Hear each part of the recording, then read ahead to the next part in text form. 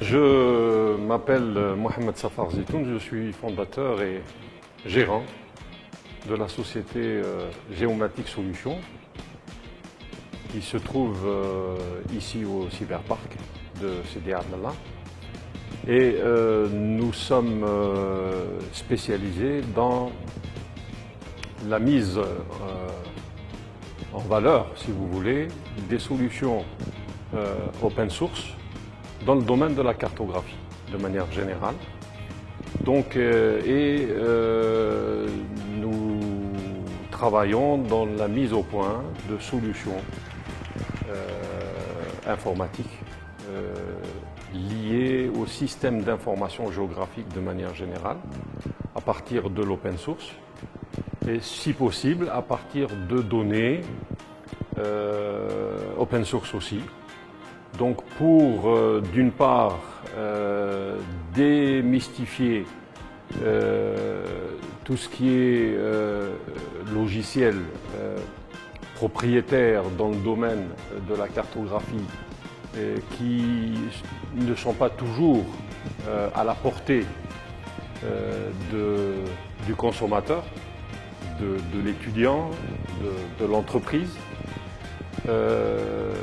Dire aussi que les solutions open source dans le domaine de la cartographie actuellement présentent des commodités très intéressantes qui sont presque pour certaines commodités, certaines fonctionnalités à égalité, si ce n'est pas mieux, que les solutions propriétaires. Les solutions open source de manière générale dans le domaine de la cartographie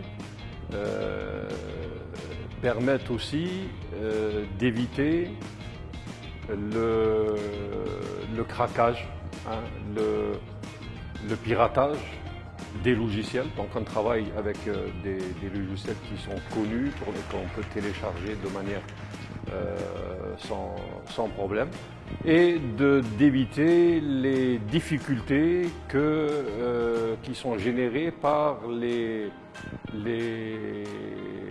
propriétaires de logiciels, donc commerciaux. Donc les contraintes qui sont de l'ordre, on est obligé de faire la mise à jour tous les ans, ça coûte très cher.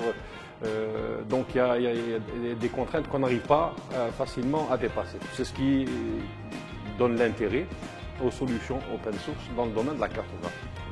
Bon, Algéria 2.0, je l'ai connu par le biais de la direction générale de l'agence qui héberge le Cyberpark. Donc c'est par leur biais que j'ai connu Algéria 2.0. Principalement 2 journées, justement les journées qui sont dédiées aux open source. Donc la journée OSM, OpenStreetMap, pour laquelle j'ai une petite critique, c'est-à-dire que vous avez dû faire un petit espace pour les systèmes d'information géographique en open source, et la journée Joomla.